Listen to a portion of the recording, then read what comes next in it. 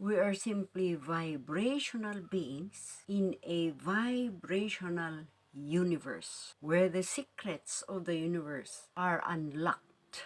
Hello, welcome to my channel and thank you for tuning in here.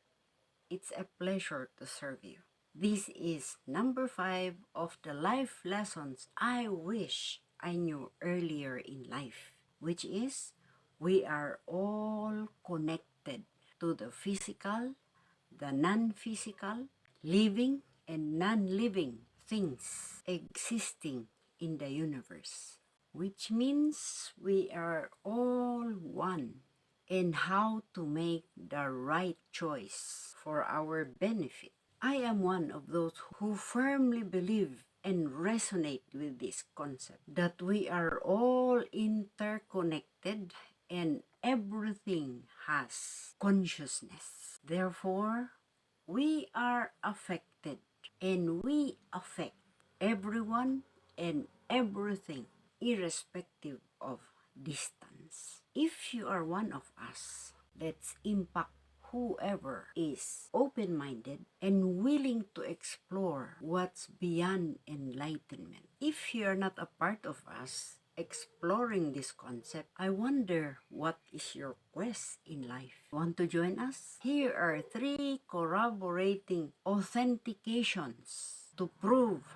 this concept. Number 1, part of spiritual awakening is the realization that everything in existence are all interconnected, intertwined, energetically and interdependent. Science says everything is energy and energy is everything. There's a study which says we are 99.9999999% energy and only 0.0000001% matter. Observe for yourself. It coincides with spiritual belief that we are infinite spiritual beings living in a finite physical body that we will soon leave behind. We are simply vibrational beings in a vibrational universe where the secrets of the universe are unlocked when we understand energy, frequency, and vibration, universal laws. Added to that, everything has consciousness and wants to connect with us, no exception, as long as we have the capability to listen. Number 2, we are entwined with nature, and only those who are aware of this consciousness will feel it. The vast lands, meadows, mountains, hills and valleys, including forests, have consciousness and is being felt by those who are aware of it. Did you know that plants can detect if a person's vibration is negative? We have so many experiments already, and they will not emit for that person. But if they detect good energy, or the person has very, very good vibrational frequency, they emit the best energy for that person. Experiment for yourself. When you go to a forest or a garden with the intention of finding an answer to your deep queries in life, the forests or the garden, all the plants there will start talking to you.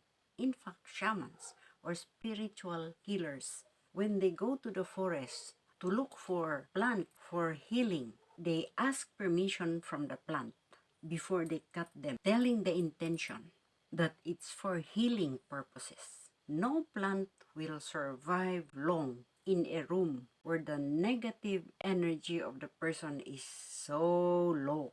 Let me introduce to you plants in my room. So that's my bed and that's the plants there. Because when I learned from a herbalist, when you put 4 plants in every corner of your room, there is a synergy that is created. It's circling power These are actually my favorites. That's tiny bamboos. So there are over 12 years because this is since I retired in 2010. Another corner of my room. This is so beautiful.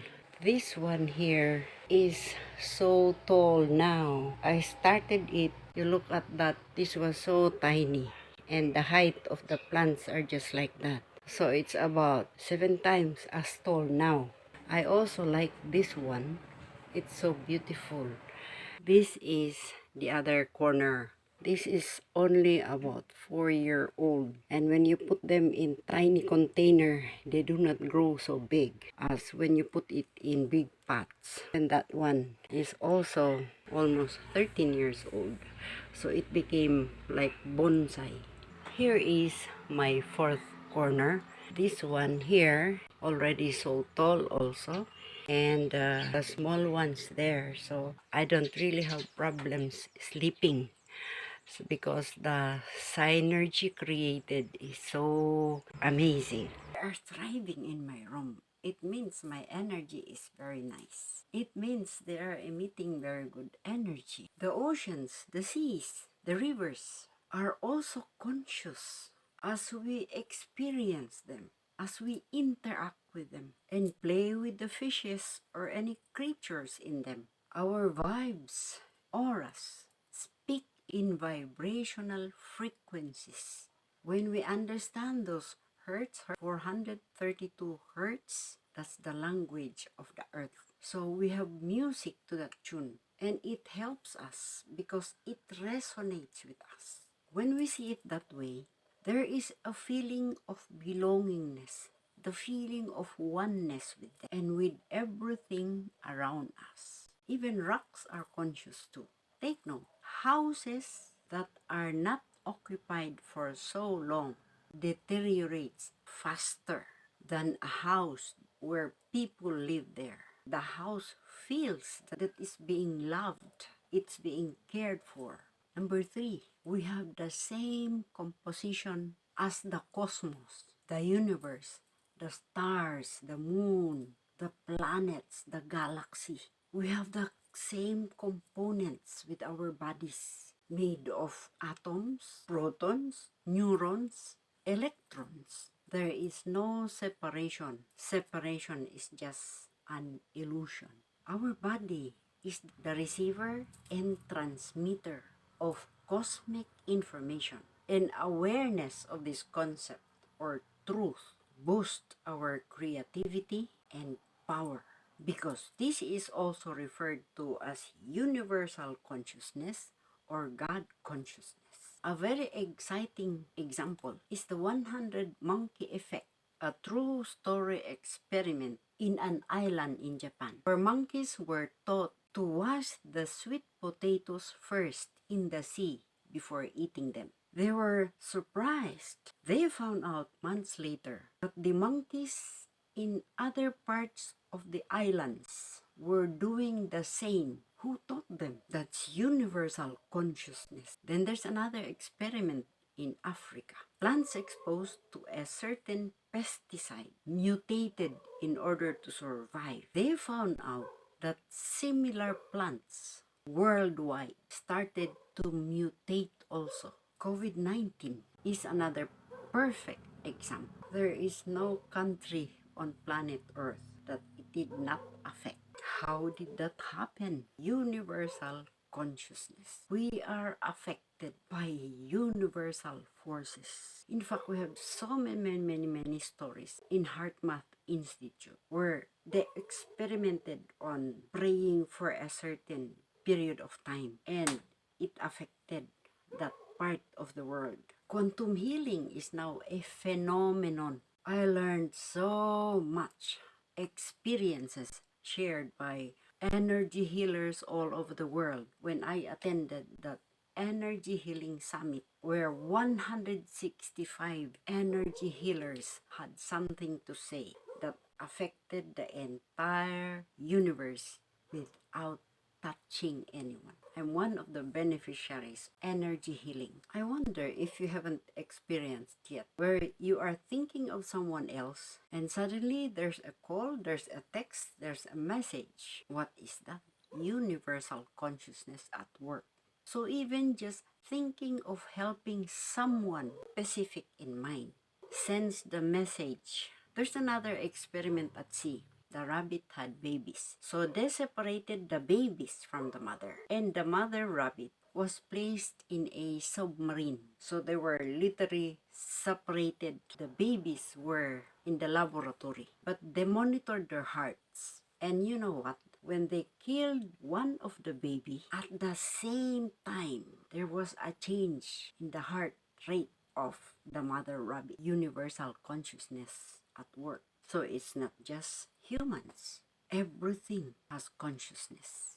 You see the reason behind when spiritual teachers like Jesus said you have to love one another as yourself. So if I hurt you, I have to hurt myself first before I hurt. If I want to love you, I have to love myself first before I could really love you. Neville Goddard calls it in another word. Everyone is you pushed out, meaning every person out there is a reflection of you, because everything in truth and indeed is interconnected. We are one with everything, all living and non-living things, including the galaxies. Thank you for watching to the end. If you learned anything at all, please comment below and share it to those you honestly think needs this information also. It's not what we gather, it's what we scatter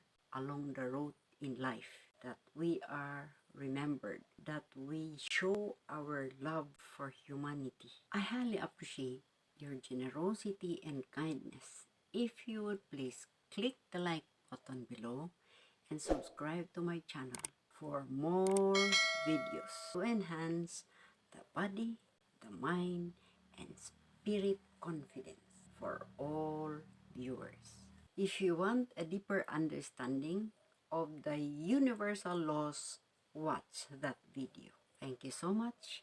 See you there. I